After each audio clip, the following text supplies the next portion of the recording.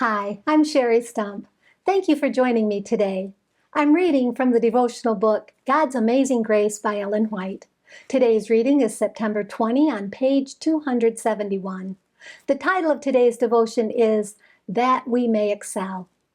In Proverbs chapter 12 and verse 26, it says, "The righteous is more excellent than his neighbor, but the way of the wicked seduceth them." The Lord expects his servants to excel others in life and character. He has placed every facility in the command of those who serve him. The Christian is looked upon by the whole universe as one who strives for the mastery, running the race set before him, that he may obtain the prize, even an immortal crown.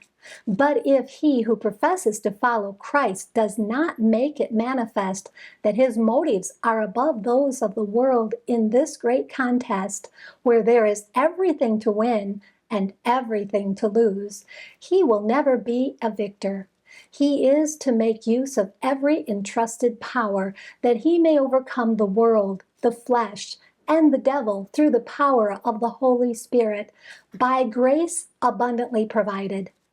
Those who would be victors should contemplate and count the cost of salvation. Strong human passions must be subdued. The independent will must be brought into captivity to Christ. The Christian is to realize that he is not his own. He will have temptations to resist and battles to fight against his own inclinations. For the Lord will accept no halfway service. Hypocrisy is an abomination to him.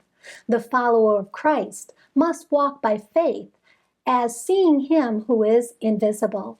Christ will be his dearest treasure, his all and in all.